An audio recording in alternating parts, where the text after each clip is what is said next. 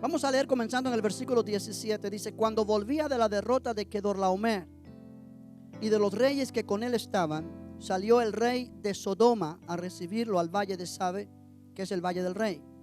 Entonces Melquisedec, rey de Salem y sacerdote del Dios Altísimo, sacó pan y vino y le bendijo diciendo: bendito sea Abraham del Dios Altísimo, creador de los cielos y de la tierra, y bendito sea el Dios Altísimo que entregó tus enemigos en tu mano. Y le dio a Abraham los diezmos de todo. Entonces el rey de Sodoma dijo a Abraham: dame las personas y toma para ti los bienes. Y respondió Abraham al rey de Sodoma: he alzado mi mano a Jehová Dios Altísimo, creador de los cielos y de la tierra, que desde un hilo hasta una correa de calzado nada tomaré de todo lo que es tuyo, para que no digas: yo enriquecí a Abraham, excepto solamente lo que comieron los jóvenes y la parte de los varones que fueron conmigo, Aner, Escol y Mamre, los cuales tomarán su parte. Padre, gracias te damos por tu palabra en esta mañana. Oramos, Señor, que sea tu Espíritu quien la haga entendible a nuestras mentes y a nuestros corazones. Ayúdame a presentar esta enseñanza con claridad a tu pueblo para que haya edificación, no confusión. Y Señor, me pongo en tus manos enteramente. Usa mis labios, usa mi vida para que sea una bendición a tu iglesia. En el nombre de Jesús te lo pedimos y te damos gracias. Y todos dicen amén. Gloria a Dios. Puede sentarse, hermano. Gloria al Señor. Aleluya. Bendito el nombre del Señor. Gloria a Dios. Gloria a Dios. Gloria a Dios. Yo voy a probar este micrófono, por favor. Si hace algún ruidito, usted no se asuste.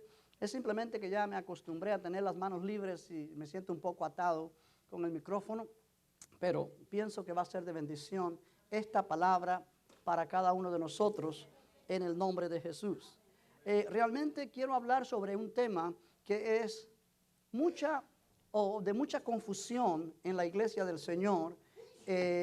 Muchos pensamientos diferentes, muchas formas diferentes de mirarlo, y realmente hay gente que está confundida. Pero yo quiero hablar sobre la importancia del diezmo. La importancia del diezmo. ¿Qué es el diezmo? ¿Por qué es importante? Todo eso quiero ponerlo en perspectiva en este domingo y el domingo próximo, si Dios nos permite. Pero en este pasaje realmente hay una gran lección para nosotros concerniente a este asunto del diezmo. Nos enseña la Escritura: Abraham fue a la guerra, él fue a pelear para rescatar a su sobrino Lot de manos de reyes que lo tomaron prisionero junto con otras personas. Varios reyes de diferentes ciudades, reyes poderosos, vinieron, atacaron y se llevaron mucha gente prisionera. Abraham, al ver que su sobrino había sido prisionero o parte de los prisioneros, fue sin dudarlo a rescatarlo. Con una cantidad de hombres, acerca de 300 y tantas personas, él fue y él tuvo la victoria. Dios le dio la victoria. Y realmente él viene de regreso y hay dos reyes que lo están esperando para darle la bienvenida. Uno es el rey de Sodoma y otro es el rey de Salem, el rey sacerdote llamado Melquisedec. Realmente algunas veces enfrentamos nosotros nuestros más grandes peligros después que hemos ganado una batalla. Es interesante. Muchas veces nos preparamos para la batalla, pero no nos damos cuenta que cuando tenemos la victoria en esa batalla, vamos a enfrentar grandes peligros, posiblemente más grandes que los que enfrentamos cuando estábamos en la batalla. Por ejemplo, fue después de la victoria sobre Jericó que el pueblo de Israel se apoyó en su propia confianza y fueron destruidos cuando atacaron la ciudad de Ai, que era una ciudad mucho más pequeña que Jericó. Fue después del éxito que el profeta Elías tuvo cuando destruyó a todos aquellos profetas de Baal, que fue huyendo y se metió en una cueva y quería morirse porque la reina Jezabel había hablado de quitarle la vida, de matarlo. Fue después de haber sido bautizado en el río Jordán que Jesús enfrentó a Satanás y fue tentado. O sea, después de victorias vienen peligros que si no sabemos cómo enfrentarlos, vamos a fallar. Un pastor escocés llamado Andrew Bonar quien vivió de 1810 a 1892, dijo: seamos vigilantes tanto después de la victoria como antes de la batalla. Y esto concuerda con la palabra de Dios que dice: velad y orad, porque vuestro adversario el diablo anda como león rugiente, ¿no es cierto?, buscando a quien devorar.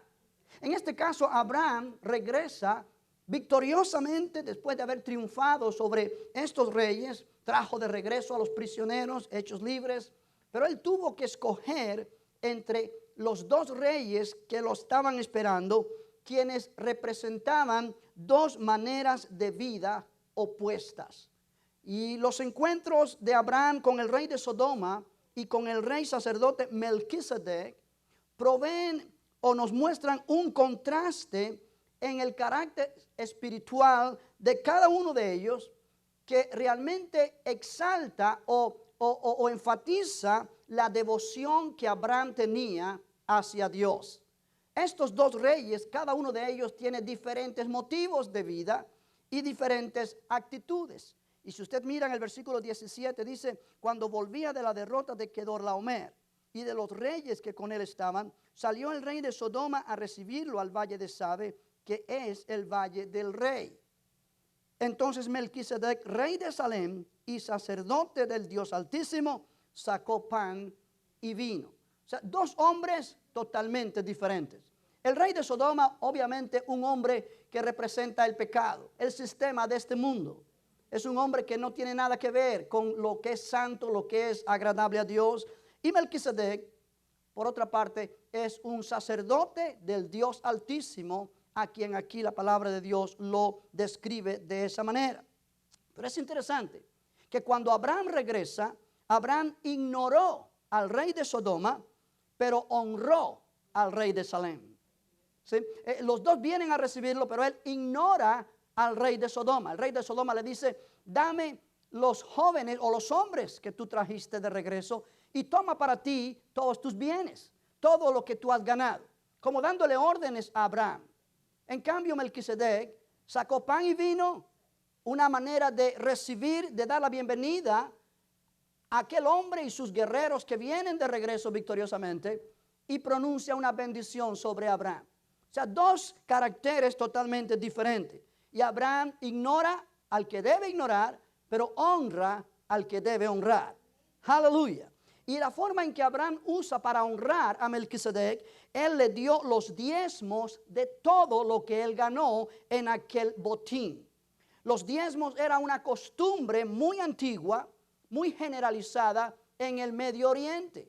O sea, desde tiempos muy antiguos se acostumbraba a ofrecer diezmos a los reyes y a los sacerdotes en diferentes religiones, diferentes creencias. Esa era una costumbre.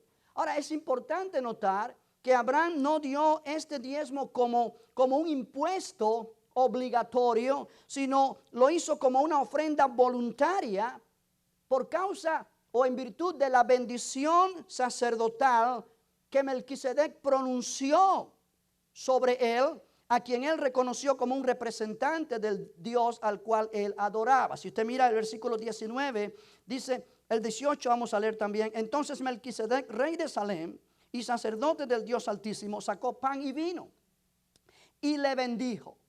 Y le bendijo, diga conmigo, y le bendijo, diciendo: bendito sea Abraham del Dios Altísimo, creador de los cielos y de la tierra, y bendito sea el Dios Altísimo que entregó tus enemigos en tu mano. Y le dio a Abraham los diezmos de todo.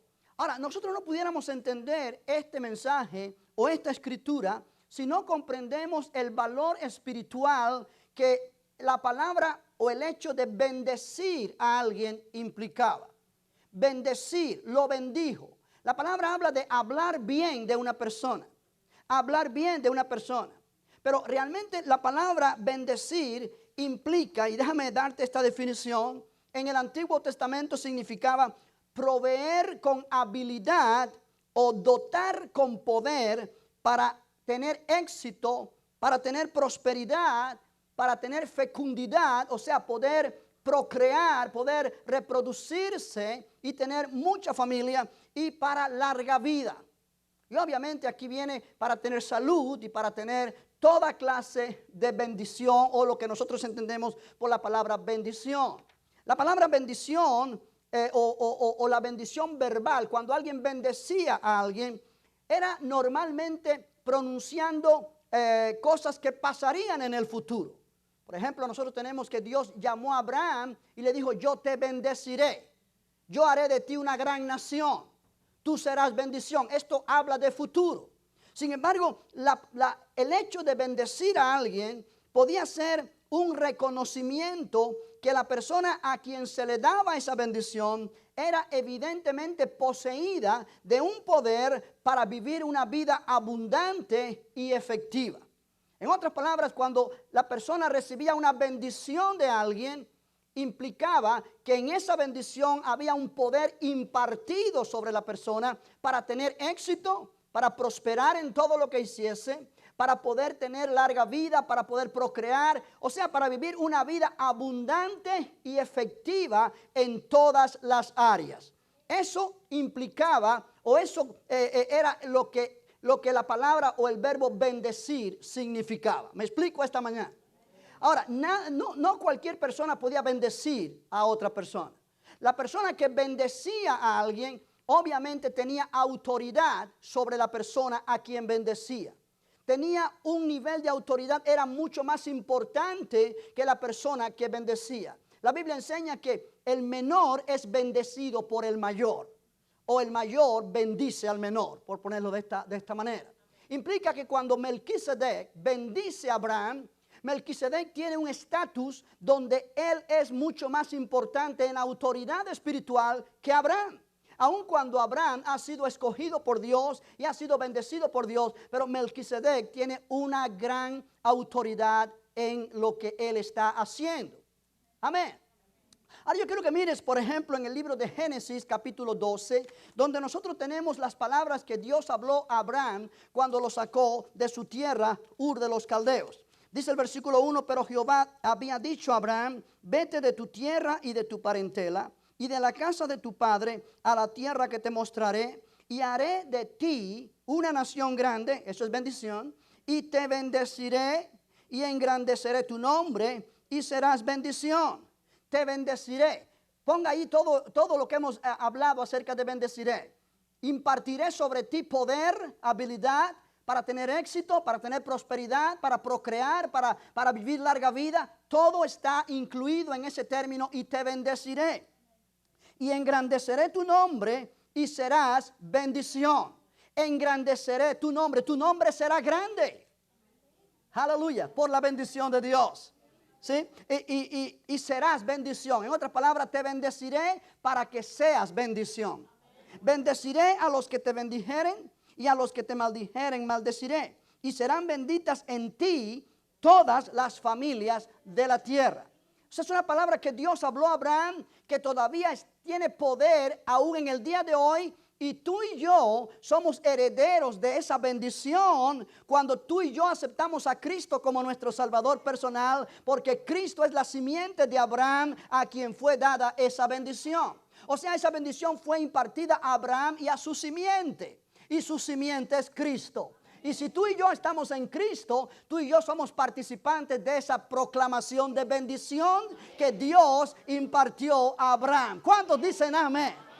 Puedes decir en esta mañana, yo soy bendecido. Aleluya. Por el poder y la palabra de Dios. Ahora, este aspecto de bendición estaba en la mente de Dios desde que Dios creó al primer hombre aquí en la tierra. Si tú miras en el capítulo 1 de Génesis, en el versículo número 26, la Biblia habla acerca de que Dios creó todas las cosas con su palabra. Él dijo, sea la luz, fue la luz, sea el firmamento, fue el firmamento. Él dijo, la tierra produzca animales y la tierra produjo animales. Las aguas produzcan peces y haya aves en los cielos. Pero cuando Él creó al hombre, versículo 26 dice, entonces dijo Dios, hagamos al hombre a nuestra imagen, conforme a nuestra semejanza. Y señoree, o sea, tome dominio en los peces del mar, en las aves de los cielos, en las bestias, en toda la tierra y en todo animal que se arrastra sobre la tierra.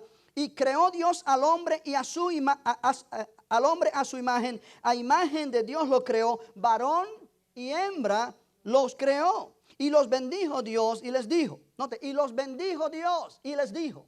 Los bendijo Dios y les dijo. O sea, lo que Dios dijo impartió bendición al primer hombre que Él creó y a la primera mujer. Y les dijo, fructificad y multiplicaos, llenad la tierra y sojuzgadla, o sea, dominadla, y señoread en los peces del mar, en las aves de los cielos y en todas las bestias que se mueven sobre la tierra. Y dijo Dios, he aquí que os he dado toda planta que da semilla, que está sobre toda la tierra, y todo árbol que hay en que hay fruto y que da semilla, os serán para comer. Y a toda bestia de la tierra, y a todas las aves de los cielos, y a todo lo que se arrastra sobre la tierra, en que hay vida, toda planta verde le será para comer. Y fue así. Y vio Dios todo lo que había hecho, y he aquí que era bueno en gran manera. O sea, lo que Dios hizo al principio era bueno en gran manera. La creación que Dios hizo era bueno en gran manera. ¿Cuántos pueden decirlo? Sin embargo, tú y yo sabemos que hoy día el mundo no vive a ese nivel. Porque el pecado entró en el mundo. Capítulo 3 de Génesis lo describe, no lo vamos a leer, pero lo describe. Y cuando el pecado entró, la maldición entró. Y cuando la maldición entró, la bendición se fue. La maldición entró a la tierra cuando el pecado entró. Vamos a ponerlo en nuestra mente de esta manera. Como un diccionario bíblico lo pone, la bendición generalmente era el poder de alcanzar, para alcanzar el éxito, y la maldición el poder negativo que impedía o dificultaba que el éxito y la prosperidad y todo lo bueno fuese alcanzado. Quiere decir que cuando el hombre pecó, el hombre comenzó a vivir en el poder de su fuerza. Y todo lo que él recibía era a través de su sudor, a través de su esfuerzo físico y mental. Él perdió ese nivel de bendición donde Dios lo creó al principio cuando el pecado entró. Pero el propósito de Dios no terminó allí. Ahora tú puedes decir, yo no creo eso, pastor. Pero si tú miras, desde ese mismo instante que el hombre pecó, comenzó a haber problemas. Adán empezó a culpar a Eva por lo que había pasado y le dijo a Dios, la mujer que tú me diste, mira lo que me hizo. Ahí comenzó a haber problemas en el matrimonio. Caín mató a Abel y comenzó a venir crímenes, asesinatos, robos, adulterios, poligamia. Todo lo que hizo que el mundo fuese como es hoy. Lleno de calamidad, lleno de catástrofes, lleno de problemas. Por causa de que el pecado entró. Pero el propósito de Dios siguió siendo bendecir. Siguió siendo bendecir. Si Dios no cambia. Su propósito hacia el hombre, hacia la creación que Él hizo, todavía sigue siendo la misma. Y después de mucho tiempo, Dios escoge a un hombre llamado Abraham. Él confía en Abraham y lo saca de su parentela, de su tierra. Abraham, un hombre también pagano, un hombre que tenía otras costumbres, otras religiones. Él lo saca y le dice, salte de tu tierra, de tu parentela y vete a la tierra que yo te mostraré. Y haré de ti una nación grande. Y engrandeceré tu nombre y te bendeciré. Una vez más, Dios está impartiendo sobre Abraham la bendición que Él impartió a Adán y a Eva en el principio. Y que ellos perdieron por causa del pecado. Amén. Amén. Ahora Dios comienza, ¿por qué? Porque Dios quiere crear una nación. Una nación diferente a las demás naciones. Donde la bendición de Dios esté. Y a través de esa nación traer al Mesías, a Jesús.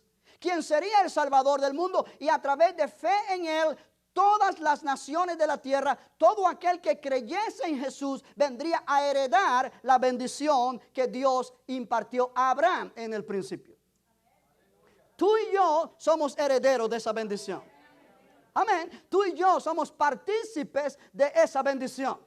Porque hemos venido a Cristo. Hemos aceptado el sacrificio de Jesús. No porque merecemos esa bendición por nuestros propios méritos para nada, sino porque Jesús sí lo mereció.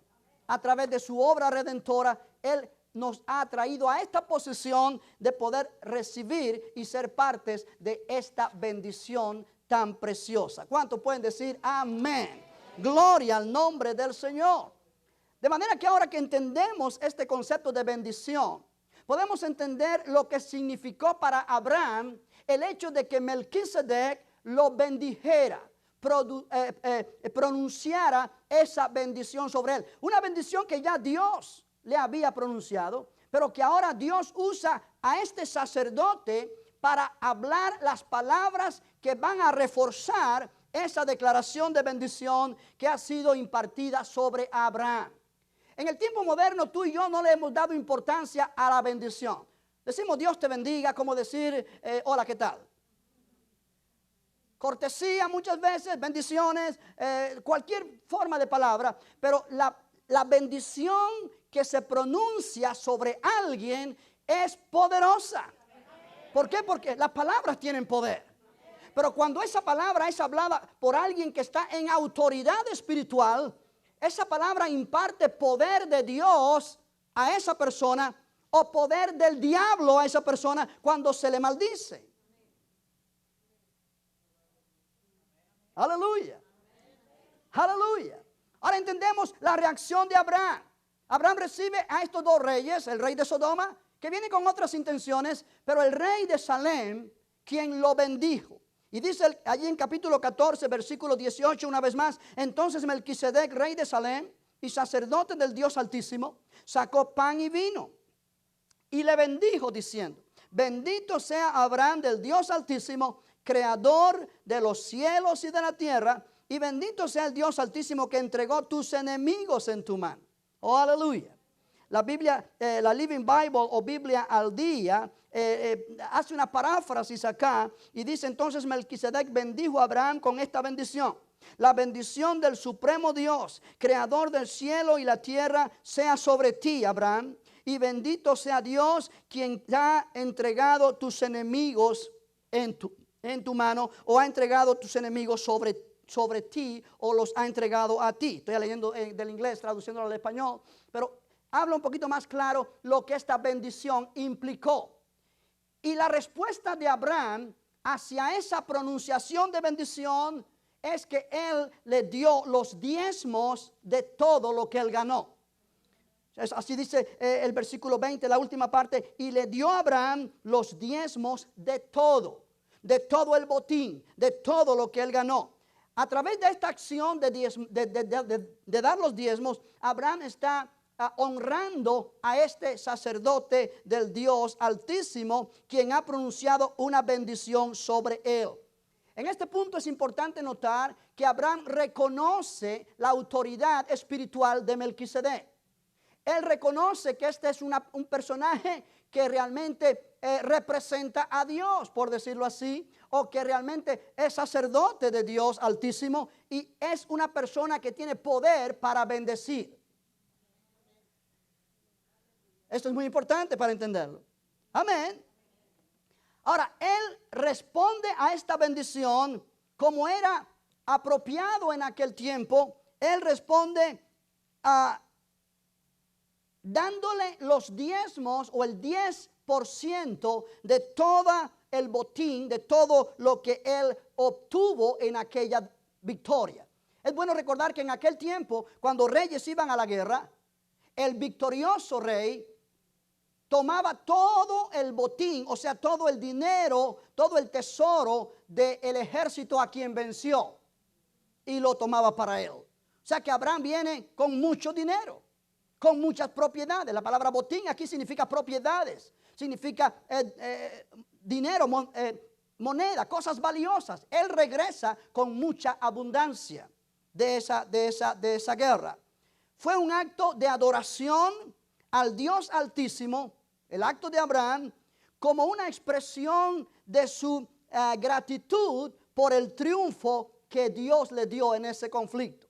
Note que la pronunciación de este sacerdote le dice, bendito sea Dios, el Dios Altísimo, que entregó tus enemigos en tu mano. En otras palabras, Abraham, no te creas que venciste porque tú eres alguien especial.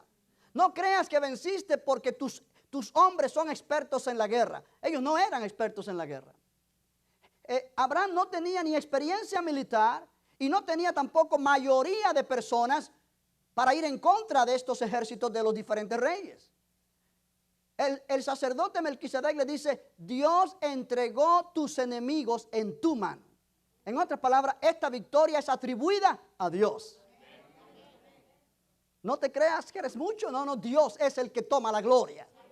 Aleluya, ¿cuántos dicen amén? Ahora, es interesante señalar la función que tiene el sacerdote aquí. Es la primera vez que la palabra sacerdote se pronuncia o se menciona en la Biblia. Y habla de el hombre que representa a Dios, que está entre el hombre y Dios. Ese es el significado del sacerdote. Quizá ahorita lo voy a mencionar en una manera más amplia. En aquel tiempo, la bendición de los patriarcas se refiere a los padres que formaron la nación de Israel. Abraham, Isaac, Jacob. Ellos fueron los que crearon, por decirlo así, la nación de Israel. Y realmente la bendición que ellos recibían envolvía los beneficios que Dios concedía, una vez más, de prosperidad, de progenie para cada uno de ellos y su familia. Y ellos, los patriarcas, a su misma vez, transmitieron esa bendición, claro, con el auspicio del Señor sobre las generaciones que seguían. Ellos sabían que cuando ellos hablaban esas bendiciones, Dios respaldaba con su poder esas bendiciones. Si tú recuerdas cuando Isaac bendijo a Jacob y le dio a Jacob la bendición que era para Esaú, pero Jacob la robó. ¿Ok? Que después Esaú vino queriendo la bendición y Isaac le dijo, ya no puedo darte la bendición porque ya la di a tu hermano. En otras palabras, la palabra que hablé sobre él es irrevocable. No puedo yo echarme para atrás. Ya lo dije, ya está dicho. O sea, ese era el poder que había en una declaración de bendición. Podemos entender este concepto, ¿no es cierto? Ahora, cuando Abraham responde a Melquisedec de esta manera, dando los diezmos de todo, nosotros comenzamos a tener un entendimiento de este asunto de los diezmos en el Nuevo Testamento. O sea, hay mucha confusión en la iglesia hoy día, en la iglesia generalmente hablando, y algunos dicen, este asunto de diezmos no es para el Nuevo Testamento, este es un asunto que corresponde al Antiguo Testamento. Y en parte tienen razón.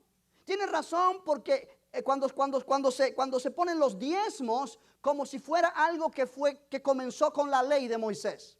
Los diezmos bajo la ley, sí, no tiene que ver mucho con los diezmos en la iglesia hoy día. Pero Abraham no estaba viviendo bajo la ley. La ley todavía no existía. Los diezmos sí. Este era un asunto que existía desde mucho tiempo atrás. Amén. Sí, la importancia del diezmo. ¿Cuál es la importancia del diezmo? Bueno, en primer lugar, el diezmo es una forma de reconocimiento. Cuando hablamos de la iglesia, es una forma de reconocimiento de la autoridad de Cristo como nuestro sumo sacerdote.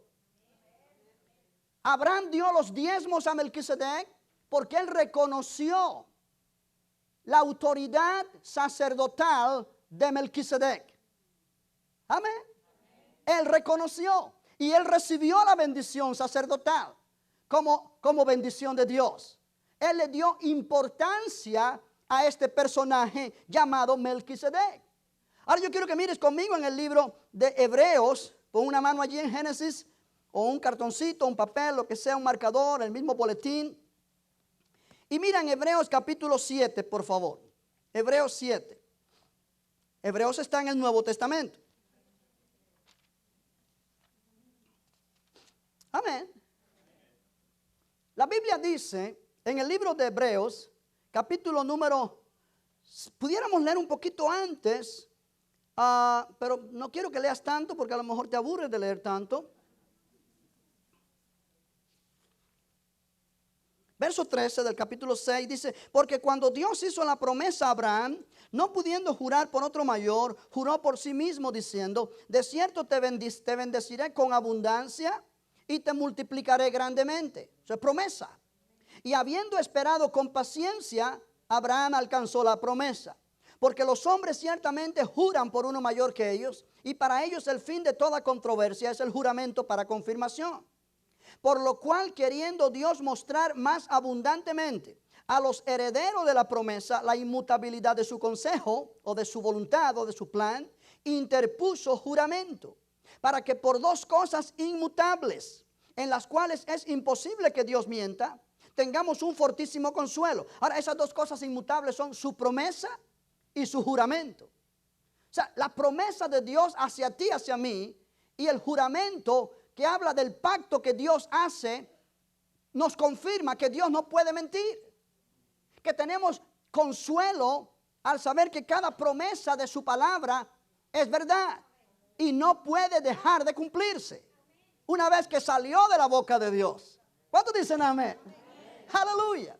Y dice la escritura, para que por dos cosas inmutables en las cuales es imposible que Dios mienta, tengamos un fortísimo consuelo los que hemos acudido para asirnos de la esperanza puesta delante de nosotros, la cual tenemos como segura y firme ancla del alma y que penetra hasta dentro del velo, donde Jesús entró por nosotros como precursor.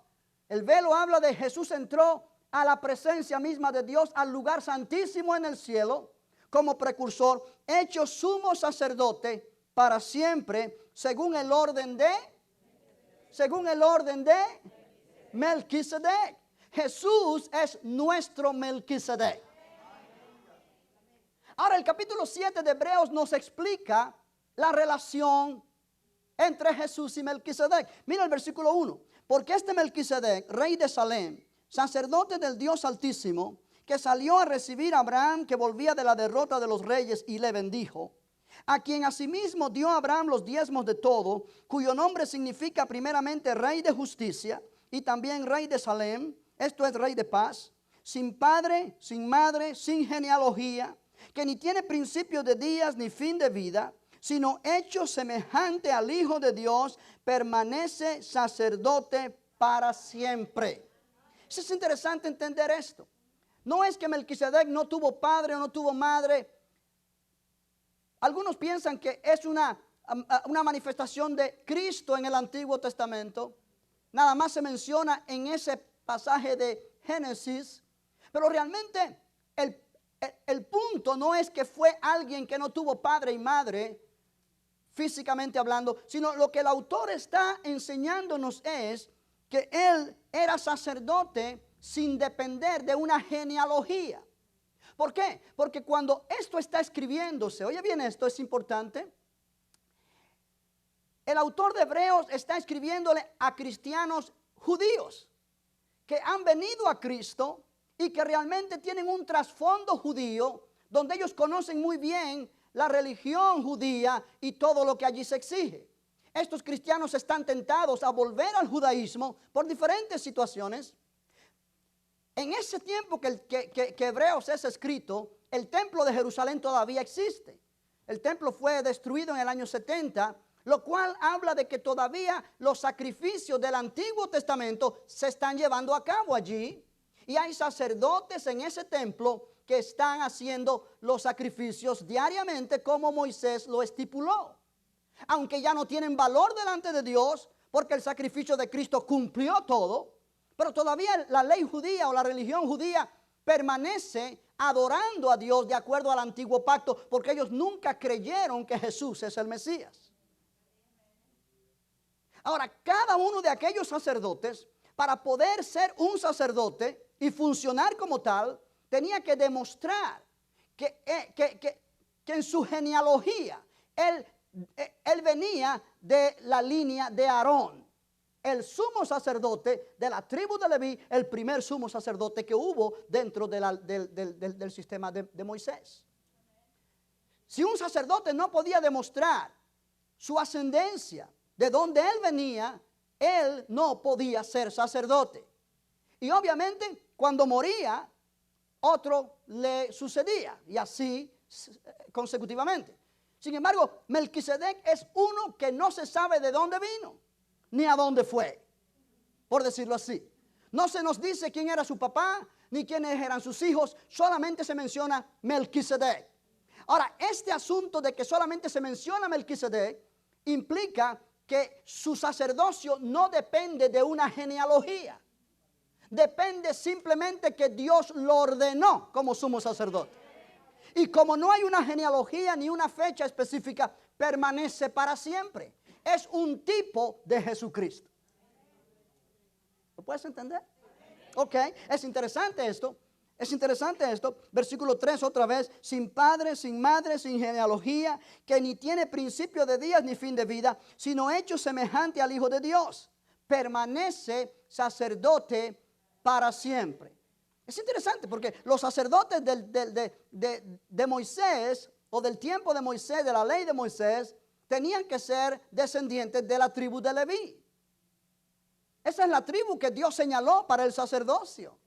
Sin embargo, Jesús viene de la tribu de Judá, de una tribu que nunca se mencionó que de allí va a salir ningún sacerdote.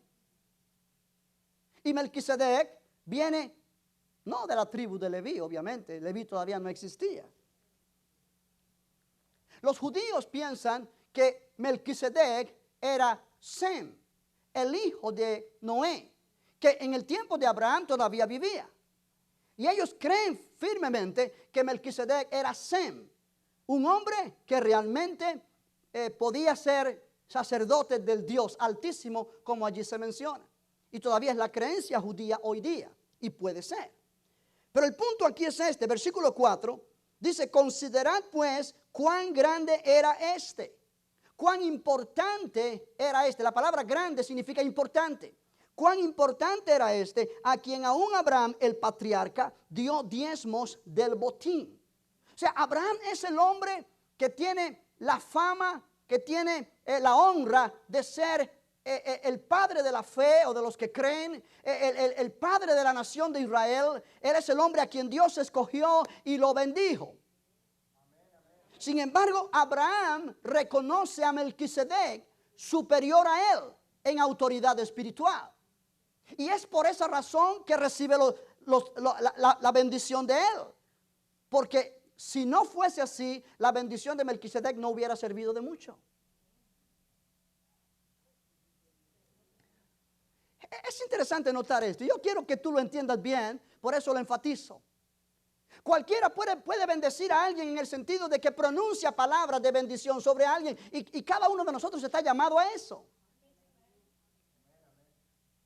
Pero cuando alguien que tiene autoridad espiritual bendice a alguien que está por debajo de él en esa autoridad, esa bendición es poderosísima.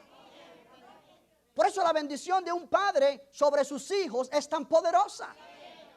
Por eso la bendición de alguien que está en liderazgo espiritual sobre los que están por debajo de él en autoridad es tan poderosa. Considerad pues cuán grande era este, a quien aún Abraham el patriarca dio diezmos de todo el botín. Ciertamente los que de entre los hijos de Leví reciben el sacerdocio tienen mandamiento de tomar del pueblo los diezmos según la ley, es decir, de sus hermanos, aunque estos también hayan salido de los lomos de Abraham. Pero aquel cuya genealogía no es contada de entre ellos, tomó de Abraham los diezmos y bendijo al que tenía las promesas. Ahora, nota el versículo 5 otra vez. Ciertamente los que de entre los hijos de Leví reciben el sacerdocio, está hablando aquí de los sacerdotes de Israel, tienen el mandamiento, diga conmigo mandamiento.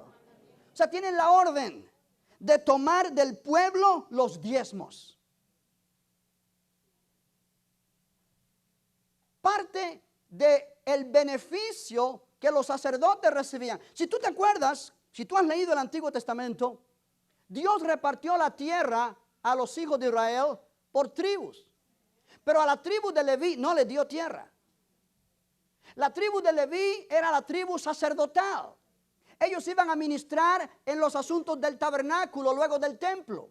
Ellos no tenían ningún tipo de tierra para trabajar. Su trabajo era en el templo. Se suponía que las 11 tribus restantes, a través de sus diezmos y ofrendas, vendrían a sustentar a esta tribu. O sea, los sacerdotes tenían la orden, el mandamiento de exigir, de recibir del pueblo los diezmos, según la ley. El versículo 6, pero aquel cuya genealogía no es contada de entre ellos, o sea, Melquisedec, tomó de Abraham los diezmos. Quiere decir que él asumió el rol de sacerdote. Él recibió los diezmos que Abraham le dio. Y bendijo a Abraham, al que tenía las promesas. Y sin discusión alguna, dice el verso 7, el menor es bendecido por el mayor. Y aquí ciertamente reciben los diezmos hombres mortales, pero allí uno de quien se da testimonio de que vive. Y por decirlo así, en Abraham pagó el diezmo también Leví, que recibe los diezmos, porque aún estaba en los lomos de su padre cuando Melquisedec le salió al encuentro. Ahora, presta atención a esto. Jesús es nuestro Salvador, pero Él es también nuestro sumo sacerdote. Dios lo glorificó. El mismo Dios que le dijo, tú eres mi hijo, yo te he engendrado hoy, también le dijo, tú eres sacerdote para siempre, según el orden de Melquisedec. Sí, Hebreos nos dice que Jesús no tomó esta honra para él mismo, por él mismo, sino que Dios lo puso como sumo sacerdote. Si tú miras en el capítulo 5, de Hebreos, una página antes, dice verso 5, así tampoco Cristo se glorificó a sí mismo haciéndose sumo sacerdote, sino el que le dijo, tú eres mi hijo, yo te he engendrado hoy, como también dice en otro lugar, tú eres sacerdote para siempre según el orden de Melquisedec. Y Cristo en los días de su carne, ofreciendo ruegos y súplicas con gran clamor y lágrimas, al que le podía librar de la muerte, fue oído a causa de su temor reverente. Y aunque era hijo, por lo que padeció, aprendió la obediencia. Y habiendo sido perfeccionado a través de su sacrificio, vino a ser autor de eterna salvación para todos los que le obedecen. Y fue declarado por Dios sumo sacerdote según el orden de Melquisedec. O sea, no quiere decir que Cristo se sentó y dijo, yo soy sumo sacerdote. No, Dios lo puso como sumo sacerdote. Dios lo declaró como sumo sacerdote. Esa es una posición que Él tiene dada por Dios, que implica autoridad. Aleluya. O sea que Abraham reconoció la autoridad sacerdotal, la importancia, la grandeza de Melquisedec. Y tú y yo necesitamos reconocer la autoridad sacerdotal de Jesús. Cristo es sacerdote según el orden de Melquisedec, según la clase de sacerdocio de Melquisedec, según la naturaleza de sacerdocio de Melquisedec. Y nosotros, pueblo del Nuevo Testamento, de la manera que Abraham lo hizo, también debemos aceptar la autoridad sacerdotal de Cristo. El asunto de diezmo entonces no es un asunto del Antiguo Testamento solamente. Vamos, que estoy hablando bonito. Amén.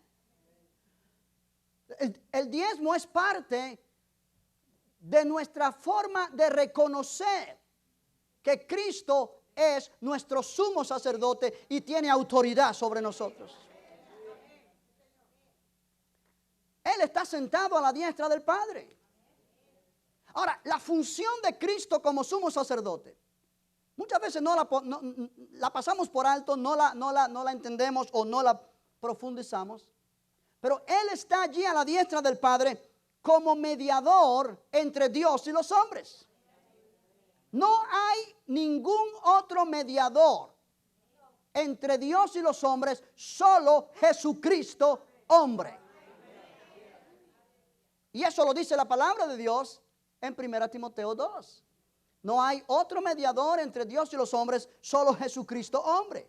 Él es el puente entre el hombre y Dios.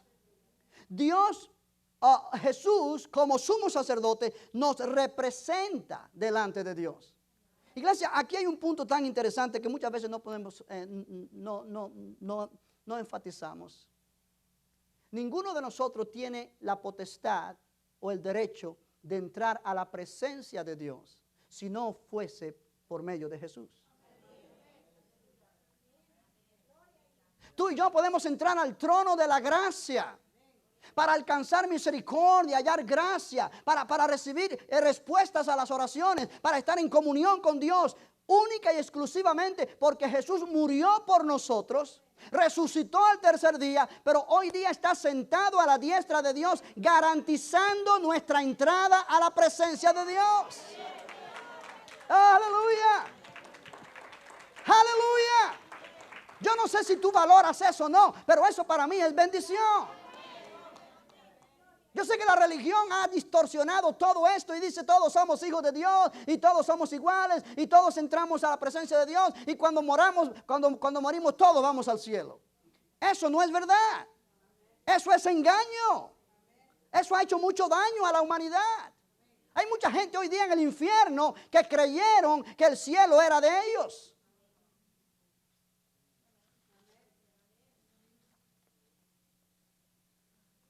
Amén. Tú y yo necesitamos tomar la palabra de Dios como absoluta y única autoridad. No ningún dogma de la iglesia, no ninguna filosofía humana, la palabra de Dios. Si está escrito aquí, puedes confiarlo. Si no está escrito aquí, olvídalo. Amén. Ya. Es que lo dijo fulano. Si ese fulano no está basado en lo que la palabra enseña, olvídalo. No hay autoridad allí. No hay autoridad allí. Ahora la palabra me dice a mí que Jesús garantiza mi salvación. Él garantiza mi posición ante Dios. Él garantiza que cada promesa que hay en la Biblia, en este nuevo pacto, es para mí, porque Él lo selló con su sangre. Toda promesa que está en este libro, tú la puedes apropiar como que Dios la habló directamente a tu persona, porque Cristo lo apoya con su presencia a la diestra del Padre. Aleluya. Aleluya. ¿Me entiendes tú esta mañana? Eso es bendición. Eso es bendición. Jesús nos representa ante Dios. Él intercede por nosotros continuamente. Si tú miras en Hebreos 7, en el versículo 22, dice, por tanto, Jesús es hecho fiador de un mejor pacto. La palabra fiador significa garantía, seguridad. Y los otros sacerdotes llegaron a ser muchos, debido a que por la muerte no podían continuar. Mas este, por cuanto permanece para siempre, tiene un sacerdocio inmutable, que no se acaba, que no cambia. Por lo cual puede también salvar perpetuamente a los que por él se acercan a Dios, viviendo siempre para interceder por ellos. Oh, aleluya. Él vive para interceder por ti. Él vive para interceder por ti. Cuando tú estás sintiéndote que estás agobiado, incluso cuando has fallado, incluso cuando el enemigo viene con pensamientos de derrota, de fracaso, tú dices, mi vida no vale nada. Tú miras hacia arriba y recuerdas que allí a la diestra del Padre hay una persona, un hombre que está intercediendo por ti continuamente, garantizando tu posición delante del Padre Celestial. Tu ánimo se levanta, tú te sientes como un conquistador. Aleluya, aleluya, aleluya, aleluya. ¿Sabes qué? Que cuando tú entiendes este concepto, tú caminas por la vida con un sentido de triunfo y de victoria, como Abraham cuando regresó de la derrota de los reyes. Triste que hay cristianos que nunca se les ve victorioso, pero porque no entienden este concepto. Jesús garantiza mi victoria. Jesús garantiza mi caminar triunfador y triunfante. Versículo 26, porque tal sumo sacerdote nos convenía, santo, inocente, sin mancha, apartado de los pecadores y hecho más sublime que los cielos, que no tiene necesidad cada día como aquellos sumos sacerdotes de ofrecer primero sacrificio por sus propios pecados y luego por los del pueblo, porque esto lo hizo una vez para siempre, ofreciéndose a sí mismo. Porque la ley constituye sumos sacerdotes a débiles hombres, pero la palabra del juramento, posterior a la ley, constituye como sacerdote al Hijo hecho perfecto para siempre. Oh, precioso es el nombre del Señor. Precioso es el nombre del Señor. Él es nuestro abogado. Cuando cometemos pecado, la Biblia dice tenemos abogado en Jesucristo. Él es la propiciación por nuestros pecados. Iglesia, mi punto aquí para terminar es este. Abraham entendió que su victoria sobre los reyes enemigos le había sido dada por Dios. Y el sacerdote confirma esto al bendecirlo, al pronunciar sobre él esa palabra, de impartirle poder para tener éxito, vida victoriosa. Y le dice, bendito sea el Dios Altísimo, quien entregó a tus enemigos en tu mano. Eso fue una ocasión. Ahora, cuando tú te das cuenta que Jesús, como nuestro sumo sacerdote, continuamente está derramando bendiciones sobre ti, continuamente está intercediendo por ti, continuamente te está trayendo la palabra a tu mente por el poder del Espíritu Santo, continuamente te trae a tu memoria quién tú eres en Cristo. Eso me dice a mí que yo continuamente estoy experimentando el poder de la bendición en mi vida. ¿Cuál debe ser entonces mi reacción y mi respuesta? Si la reacción de Abraham fue venir y honrar al sumo sacerdote Melquisedec con los diezmos de todo. La manera en que tú y yo, o una de las maneras que tú y yo reconocemos la autoridad de Cristo como nuestro sumo sacerdote, es trayendo nuestros diezmos a Él. ¿Cómo la ves desde ahí? Cristo nos da paz mediante su justicia, hecha posible por su muerte de cruz. Si sabes que Dios nos ha bendecido y nos bendice, y nos bendice, y nos bendice, y nos bendice, por gracia, por gracia. Dice la Biblia, de su plenitud hemos recibido todo, gracia sobre gracia. Pero Dios dice, sed agradecidos. Dios apoya, aprueba, enfatiza el poder que hay en ser agradecidos. Y cuando tú y yo traemos nuestros diezmos al Señor, el 10% de lo que hemos obtenido en nuestras finanzas, tú y yo no estamos pagándole a Dios por nuestra salvación. Jamás. La salvación cuesta mucho más que eso. Costó la sangre de Jesús. Pero tú y yo estamos diciéndole al Señor, gracias. Te honro por quien tú eres. Te honro por quien tú eres. No con mi boca solamente, bla, bla, bla, bla, bla, sino con el esfuerzo de mi trabajo, con lo que me ha costado sudor, con lo que realmente yo he recibido. Yo te honro a ti, Jesús. Ajá. Aleluya. Aleluya. Aleluya. Tú puedes decir y pensar lo que tú quieras, pero esto es lo que la Biblia enseña. Y cuando tú permites que el enemigo te engañe con insinuaciones, pensamientos, esto no es así, tú estás siguiéndole el juego al enemigo. Fue la serpiente la que le dijo a Eva, tú no morirás. Si Satanás siempre va a tratar de contradecir la palabra. Y cuando tú comienzas a tratar de entender la Biblia a tu manera, para llegar a tus propias conclusiones que te favorecen supuestamente a ti, tú estás siguiéndole el juego al diablo. Porque la palabra de Dios es clara. La palabra de Dios es clara. Honrar a alguien es demostrarlo con palabras y también con regalos. Y en este caso con los diezmos. Amén. Ahora, yo quiero terminar en esta mañana y quiero terminarlo de esta manera. En el libro de Génesis, una vez más, en el capítulo 14, la Biblia dice, versículo 21, entonces el rey de Sodoma dijo a Abraham, dame las personas y toma para ti los bienes. Y respondió Abraham al rey de Sodoma, he alzado mi mano a Jehová, Dios Altísimo, creador de los cielos y de la tierra, que desde un hilo hasta una correa de calzado, nada tomaré de todo lo que es tuyo, para que no digas, yo enriquecí a Abraham. Abraham percibió que la actitud del rey de Sodoma era no sana. Ponlo de esta manera. Cuando Abraham fue a la guerra y derrotó a los reyes, él recibió el botín. Este botín ya no le pertenecía al rey de Sodoma. Él lo perdió.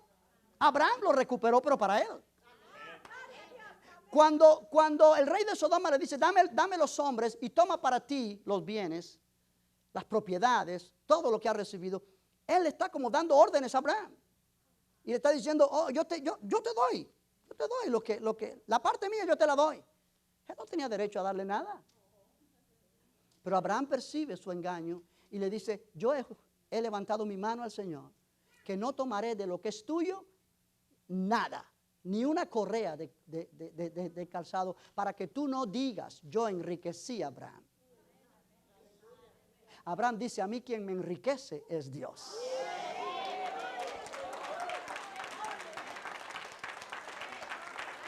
¡Hey!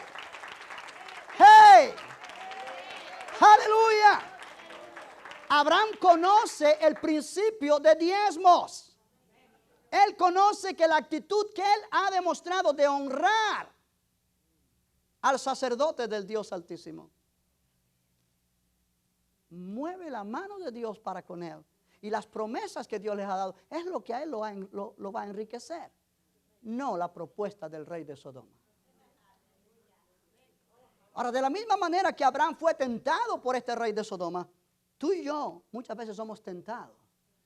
En muchas áreas, pero en el área de finanzas. Pero Jesús viene a nuestro auxilio. Y Él nos abre el trono de la gracia para que alcancemos misericordia y hallemos gracia para el oportuno socorro. Él es nuestro sumo sacerdote. Él es nuestro sumo sacerdote. Él es, aleluya, nuestro sumo sacerdote. Iglesia, tú y yo somos bendecidos con toda bendición espiritual en los lugares celestiales en Cristo. Tú y yo como creyentes en Cristo somos herederos de la bendición de Abraham, según Gálatas capítulo 3. Somos simiente de Abraham y herederos según la promesa. ¿Qué menos podemos hacer que honrar a nuestro sumo sacerdote Jesucristo? De la misma manera que Abraham honró al sumo sacerdote del Dios Altísimo Melquisedec, con nuestros diezmos como una actitud de agradecimiento, de adoración y de honra al Señor. ¿Cuántos dicen gloria a Dios? ¿Cuántos dicen gloria a Dios? ¡Oh, aleluya! Ponte de pie en esta mañana. Vamos a darle gracias a Dios por su palabra. Oh, la semana que viene yo quiero continuar. Si tú has venido esta mañana y has recibido algo, lo que has recibido hoy está inconcluso concerniente al diezmo si no recibes la enseñanza de la próxima semana. Obviamente el tiempo no me puede ayudar para hacerlo todo en una hora, pero realmente hay otros puntos allí concernientes a la importancia del diezmo que son muy poderosos para el creyente hoy día. Tú y yo como iglesia de Jesucristo tenemos la oportunidad, el privilegio de poder traer nuestros diezmos al Señor. ¿Me está entendiendo? No considere esto como algo del Antiguo Testamento. No pierdas la bendición. No pierdas la bendición. Yo te voy a explicar más sobre esto el próximo domingo, pero entiende esto. El diezmo no es una esclavitud. No es algo que Dios usa para hacerte la vida un yogur. El diezmo es la manera que Dios usa de impartir bendición financiera a tu vida en una manera como tú no tienes idea. Bendito el nombre del Señor. Bendito el nombre del Señor. Bendito el nombre del Señor. Aleluya. Levanta tus manos y adora al Señor. Levanta tus manos y adora al Señor. Oh, gracias, Cristo.